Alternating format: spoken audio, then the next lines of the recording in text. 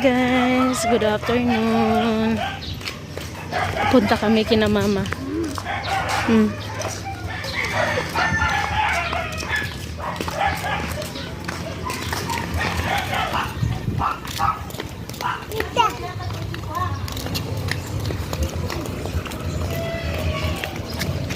Hindi, ate na.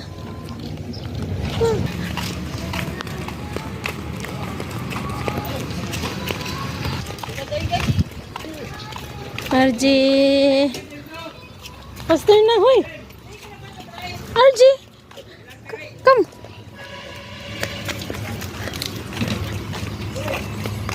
Let's go, Pastor.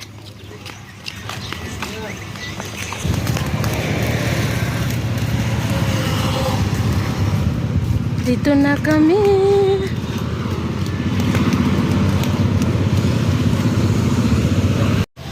Ayan guys, uwi na ho kami. Hapon na.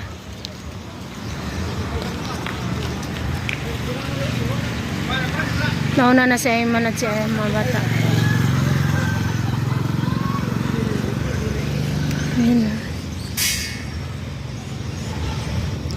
Hapon na. Time luto na rin kasi kaya uwi na kami. Kapatid ni mama, oh. Kapatid din ni mama. Nagmamasahiro. Masahiro sa hapon.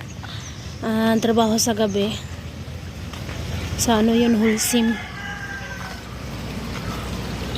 Tignan niyo, oh, parang uulan na naman.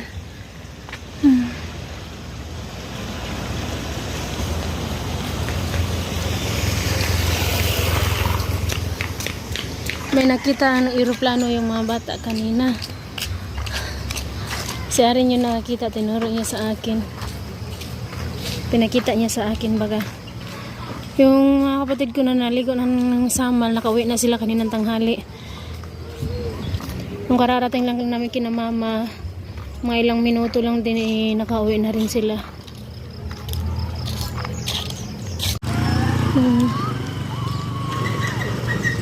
Dati kasi yung bahay ng ate ko is okay pa yung lahat. Nung pumunta ako noon sa Malaysia, maganda pa yung bahay. Wala pang tulo, yung ganun ba. Okay pa yung lababo. Nung pag-uwi ko dito, hindi ko alam na sira na pala yung lababo, barado na, tapos yung pati yung lababo tsaka yung CR, yung ganun ba. Hindi ko alam, tapos hindi ko alam na yung sa kalikod ng bahay namin ginawa ng planta. Wala talaga akong alam.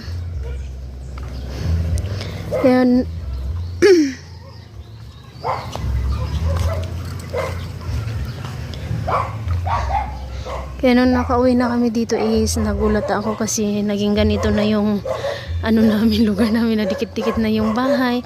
Pero okay lang naman, at least yung mga kadikit namin is puro pamilya namin. Puro mga auntie ko. Layo na nila, oh. Nagdaan-daan kasi ako sa paglakad kasi para di maging magalaw ba. Arin! Tignan mo.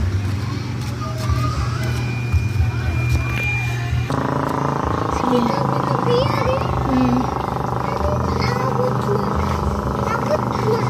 Abot na, lagi gani. So ito yung sinasabi ko dati. Ayan. Dati ito, puro pato kasagingan dito. Wala pang planta dito. Yan at saka yan.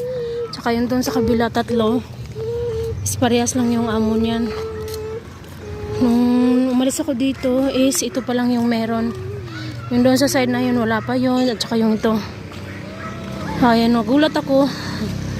Nung pag-uwi ko dito is meron na siya. Naging tatlo na yung ganito niya.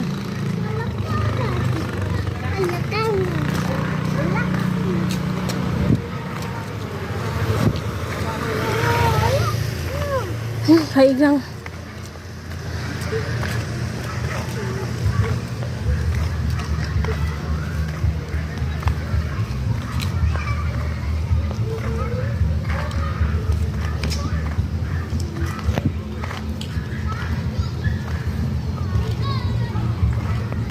So ayan, lapit na kami.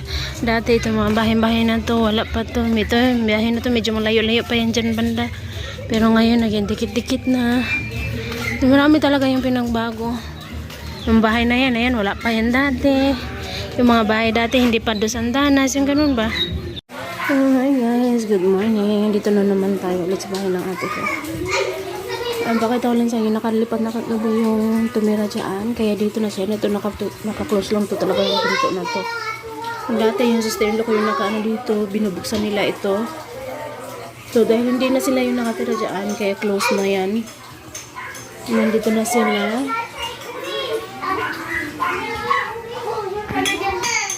Ayan na guys.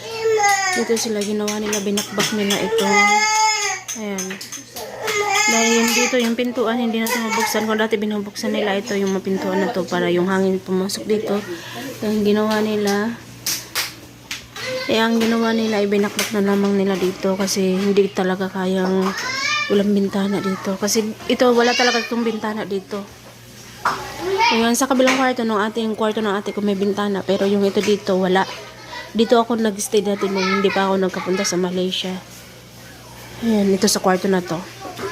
Pero iba naman kasi na dati kasi pwede pa itong buksan yung mga pintuan dyan at saka yung pinagkita kong pintuan kanina at saka yung pintuan doon sa dulo.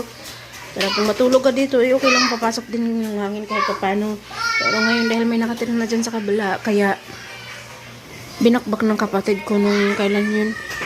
Ayan. Nilinisan na rin yung, ngayon lang nila nilinisan ng sister-in-law ko at saka yung mga bata. Kasali yung mga bata. Kasi diba nga naligo nga sila ng dagat. Kahapon sila nakarating mga tanghali or hapon. Hapon ng alas 3 siguro yun, oo. Nagpahinga muna sila, tapos maaga natulog lahat ng tao. Kahapon pati ako maaga akong natulog. So, kaya ngayon inasikaso na nila. Dilinisan nila. Kayong! Ano ba? Babay daw, be?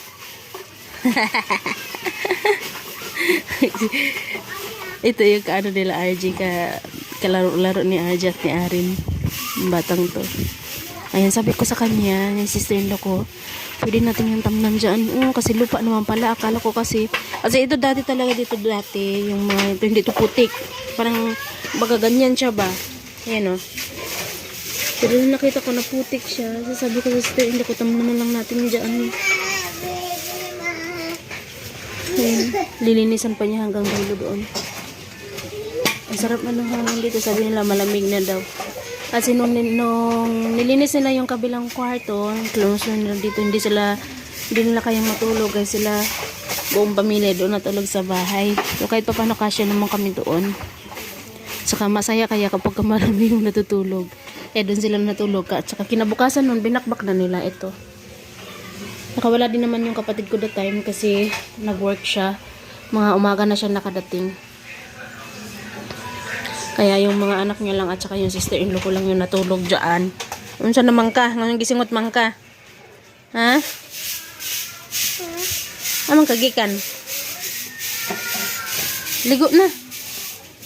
Naligo na ko pa? Ano man? Dahil ako yung nagpapakain din sa mga bata at saka mamaya bababa din ako kina mama kasi parang ako yung maglilinis doon kina mama. Kahapon nagpunta ako doon kina mama, hindi ako nakalinis kasi masama talaga yung pakiramdam ko. Alam niyo yung parang nasusuka ako. Tapos nag-stay lang siya yung parang naduduwal ba baga. Tapos nag-stay lang sa liig ko yung ano yung parang gusto ko sumuka yung ganun. Pero pinipigilan ko lang din. Tsaka si Arin din kahapon, pag kagising niya kahapon ng umaga, sumuka din siya dahil sa panahon to dito guys. Dahil straight na din ulan, pero gabi lang umulan. Minsan, tanghali, taligsik, tapos wala na naman. Ganun ba? Yung electric pan naman nila kasi, sira na yan. Na doon ito nila, binigay din to sa kanila, ng kapatid ko. Kagaya siya sa amin. Pero sira na yan, hindi na yun nila magamit, kaya dyan na yun nakalagay. Yung ginagamit nilang electric pan is ito. Ito naman kasi mahina. Kaya hindi nila kayang matulog dito na walang bintana. Sa bahay namin, nakailang beses na din sila natulog doon sa bahay. Pag may time na yung hindi umulan talaga ba. Sobrang init ba. Doon sila natulog sa bahay. Okay lang naman. Halos lang pusa dito lahat guys. Welcome na welcome yung mga pusa dito ha. Ang daming pusa at saka yung pusa nanganganak na rin. Kina mama din doon din sa baba ni na mama din. Yung mga aso din nanganak na. Yung isang aso nanganak ng 8. Yung isang aso hindi ko alam kung yung dalawang aso pala, 3 aso yung nanganak doon kina mama. Maraming mga botilya. Mga basyo ng ano ba lang, mga beer. Ayan, kay mama daw ito eh. Dati kasi sa mama dito nagtitinda. Kasi yung una, yung close na yung tindahan ni mama dito sa taas. Nilipat nila yung tindahan dito sa baba. Ayan, yung nilagyan ng computer ngayon. Tapos niya, lumipat doon si mama sa may kanto. So, yun na siya dyan.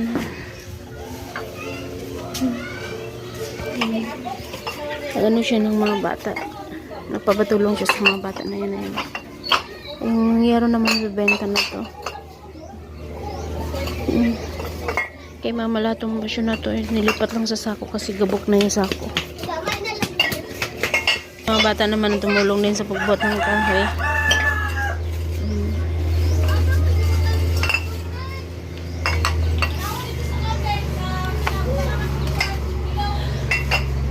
So, ayan, ganito na talaga ito dito. Mahirap lang umilis-milis, hindi digaya dati. Yung nasa loob na yan eh, yung sampayan nila sa loob na nga lang eh. Kung dati sa labas, parang same kami dito, yung kapitbahay namin ito. Dati nagsasampay dito sa harapan, nagsasampay doon sa likuran, pero dahil ngayon wala nang space, kaya dyan na sa loob nila ginawang sampayan. Pero at least sila may sampayan sila dyan sa loob. Kung kami naman yung sampayan namin dyan. Kaya ano lang talaga, paunahan lang kung sino yung maunang makasampay, yung ano. At saka guys, naano ko lang po pala yung CR, about sa CR. Hindi ko naman po kasi alam na wala na yung CR. Akala ko dati kasi, kung dati nung umalis kasi ako dito, okay pa yung CR. Yung ganun. So, hindi ko ini-expect na yung pagbalik ko dito, eh, hindi na siya okay. Wala na yung CR. So, wala na tayong magagawa. Okay lang yan. Pwede ka naman makisi-CR kina ate, auntie. Kina mama, kung gusto mo, punta ka doon ka na mama. Kung commute ka, kung nagmamadali ka talaga, magsakay ka ng tricycle, 15 pesos yung bayad mo, ang mahal din na. Pero ako hindi talaga mag-commute.